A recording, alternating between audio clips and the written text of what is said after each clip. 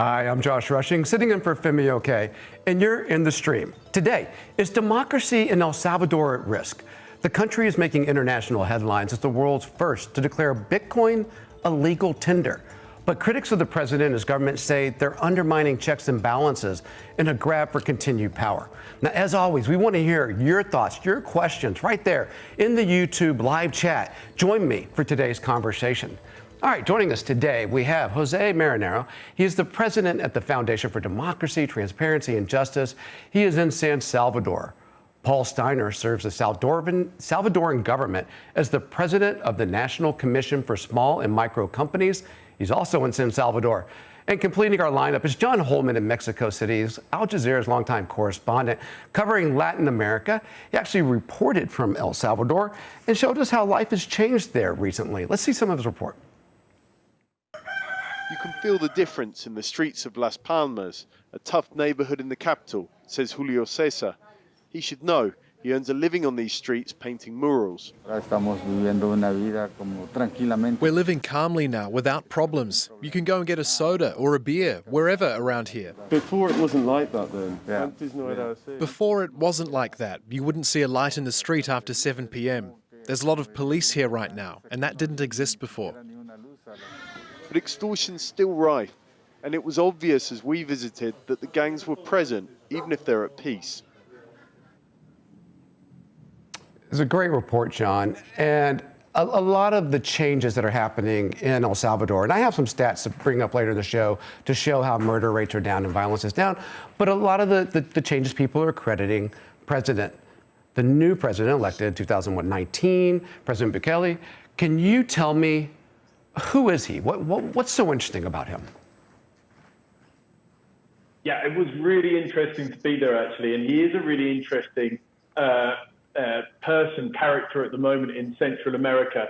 He's a young president. He's really good on Twitter. He's really good on social media and marketing. And you just actually mentioned the Bitcoin sort of initiative. And I think that's all part of that. He's also seen, I think, by a lot of Salvadorans as someone who can get things done. The country's had 30 years of sort of parties, dueling parties, in which there's been a lot of political gridlock and also a lot of institutional corruption. And he's basically said, I'm going to cut through all of that. I'm going to make things happen.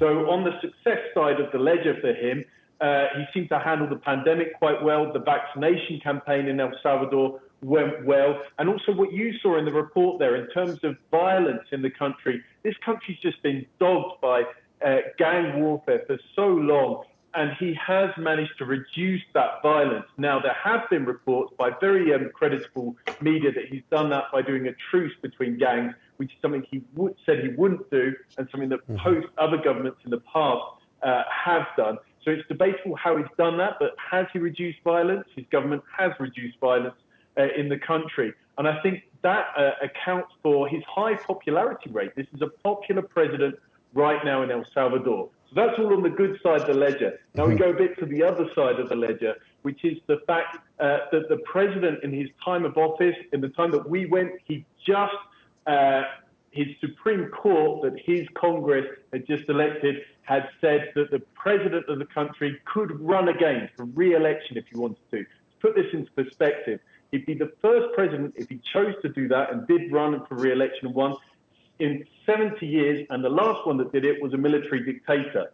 So that is something that's a big deal in El Salvador right now. He's done other things like replace the Supreme Court justices. He's just forcibly or moved to forcibly retire through his party a third of the country's judges.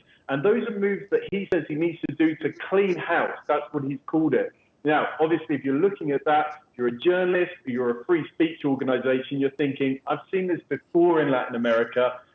Where is this all going from this president?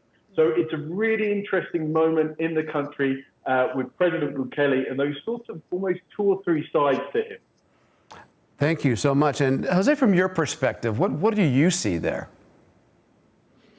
Well, I agree. This facet of President Bukele has attractive, I guess, garnered international attention. He projects this anti-establishment image. He wears jeans and his baseball cap backwards, even to formal occasions. Wait, is that a good thing, or? Oh, this is the image he projects, right? It makes him look modern and connected with the youth. But he's actually a late millennial. He's 40 years old right now. He has a fixation, I guess, with his own image. He is very good in Twitter. Yes, he's very social media savvy. He is known for having, for example, he fired public servants via Twitter a few months ago. But he also has a large following of internet trolls and bullies.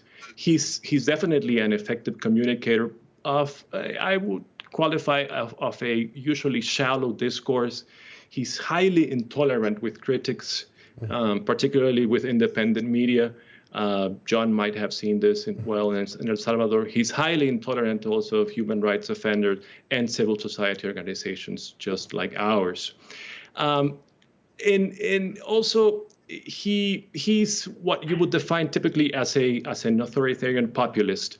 He has discourse where he claims to be connected with the people, yet he's very keen of the paraphernalia, usually of power, surrounded usually by soldiers. The Economist just defined him perfectly a few days ago. He said that the Economist said that Bukele is an old-fashioned autocrat disguised as a tech-loving modern leader, and I tend to agree with this definition. So, Paul, I want to ask you your views, Bukele, but I want to understand first, would you actually be considered in the administration? Is this me asking you about your boss? Yeah, you are actually. He in fact gave me the role of president of CONAMIPE, which is the National Commission for Small and Micro Companies. I've been working with the president now for a number of years before he was elected president, with a view to helping him into power and obviously become the leader of what is actually a transformation of the nation. It's hard to talk about El Salvador in front of people around the world without putting things into context. Alvarez, I'll put the context in three statements. First of all, on the 15th of September in 1821, when the Declaration of Independence was written, the very first act, the very first article of the act says, having declared this independence, send this for publication before the people consider it as something of their own. And I think that puts something into perspective of where the country began in terms of democracy. It actually established a feudal system where we got rid of the king, but we actually transferred the feudal system from the Spanish to the Creoles. There's an organization in Washington called Global Financial Integrity, and their report for El Salvador for the years 2001 to 2015, they estimate approximately $20,000 million a year, over that period, left the state in corruption, evasion, money laundering, and illusion. And the result of that was the first multidimensional poverty measurement by the UN, where we had approximately 98% of all homes in El Salvador suffered at least one of 25 different dimensions of poverty. And to name just a few, 57% of homes suffered from unemployment or subemployment, 70% of homes had no access to Social Security, 45% of homes suffered from overcrowded households. I could continue, but I think that's plenty to put the context there. Mm-hmm. A transformation or a revolution, according to Erica Genovez, who used to work for the Department of Justice, requires three things. One, it requires a cause, and the people united in a cause on the 3rd of February 2019. It needs a conviction to actually take action, and the people took action in 2019. And they took it again. I just want to jump in, because I don't think you can discuss El Salvador without talking about your homicide right there. You've gone from being the murder capital of the world to now it's less than Mexico. If we can go to my screen, I'm going to show a little graphic here. Okay. that shows the declining rate of murders. But I also happen to notice that the decline started in 2015. This was 4 years before he gets elected. So when he takes credit for this with his security plan, how do you justify the fact that, well, really the greatest drops in this trend started years before he came into office?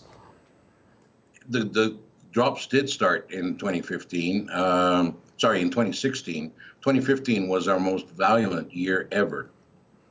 And it was when San Salvador was placed as the most violent capital in the world.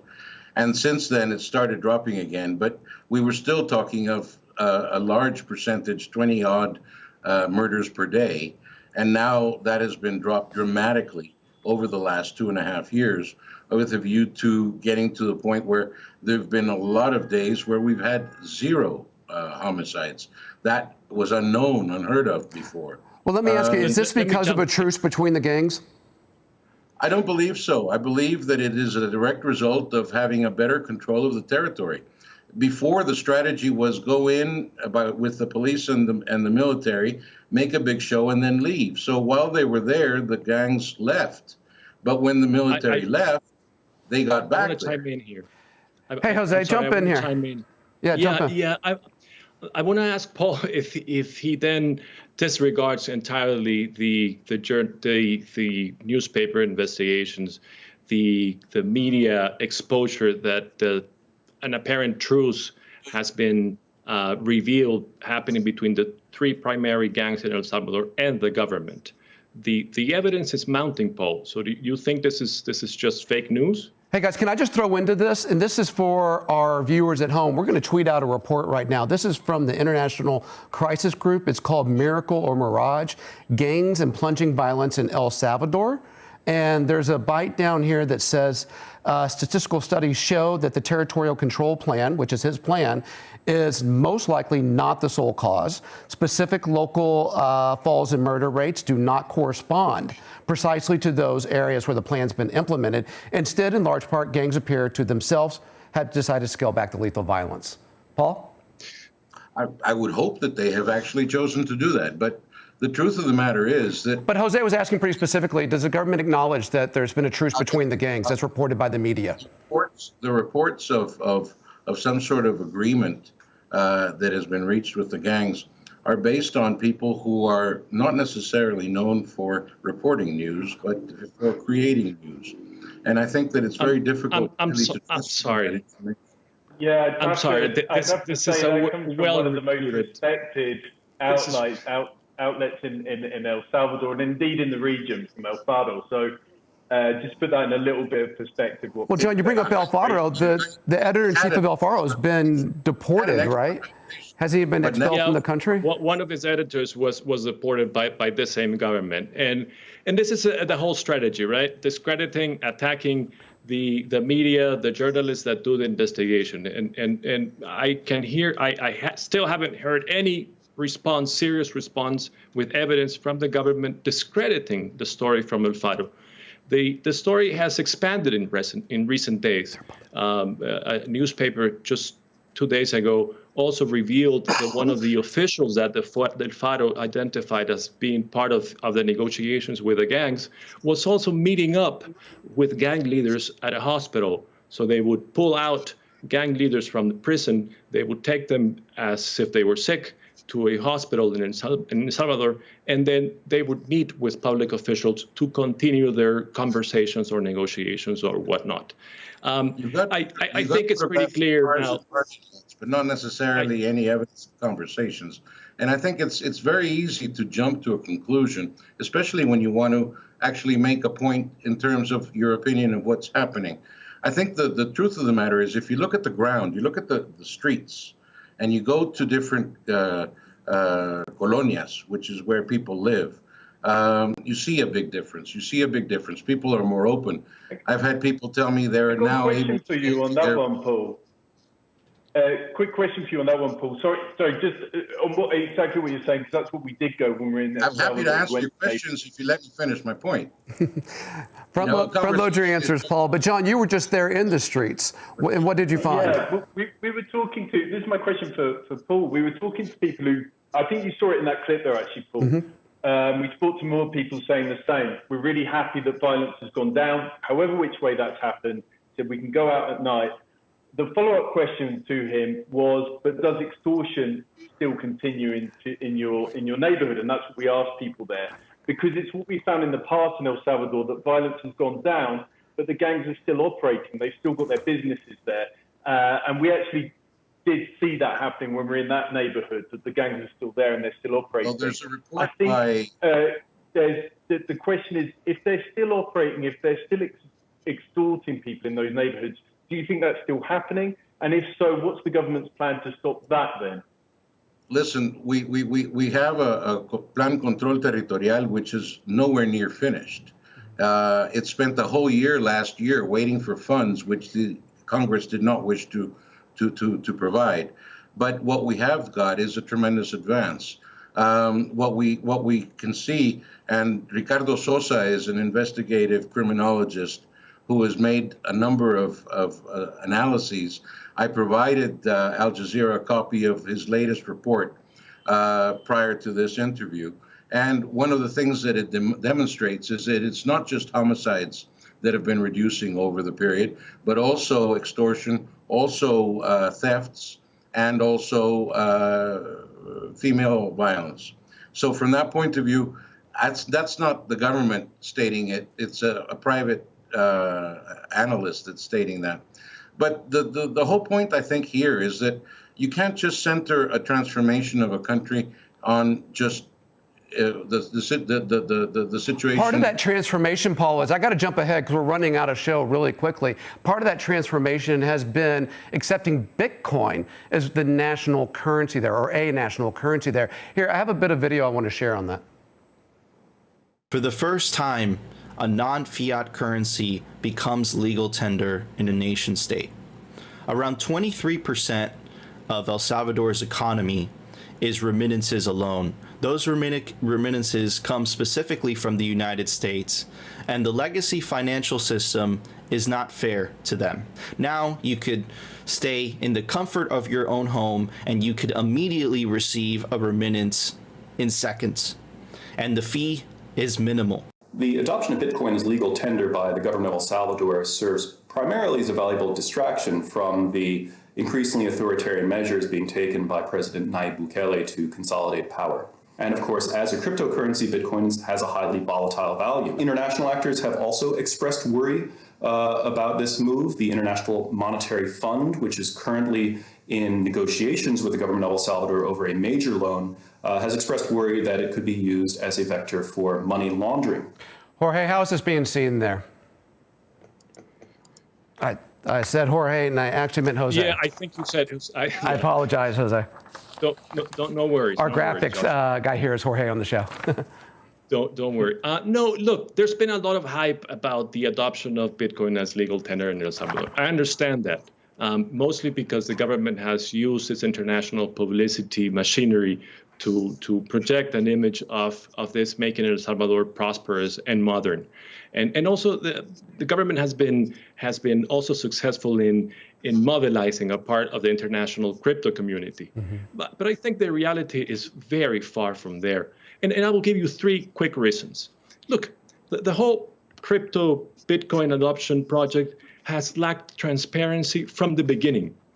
Did you know that the initial announcement of the adoption of a law that would make Bitcoin obligatory in El Salvador was made at a Bitcoin convention in the United States, long before the Salvadorans were informed about this fundamental change to the monetary policy?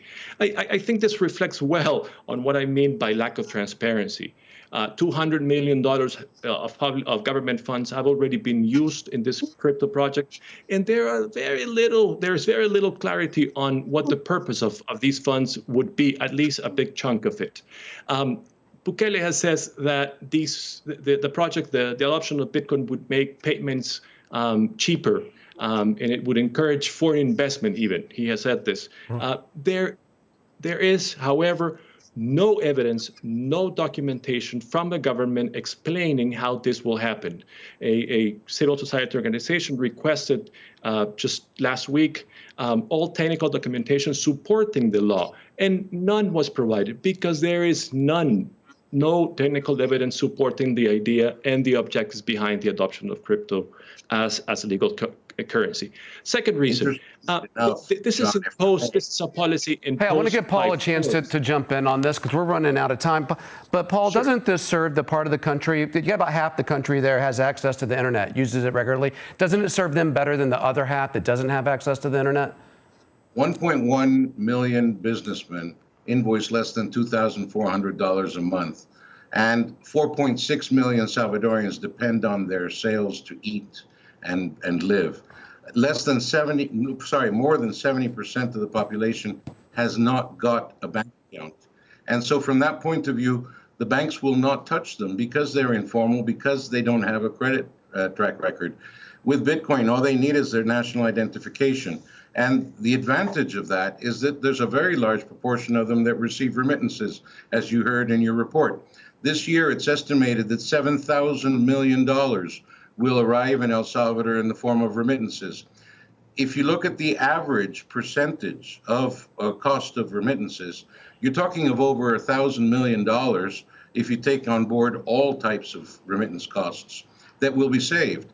That money could come in extra income or could come in terms of investment by their relatives overseas.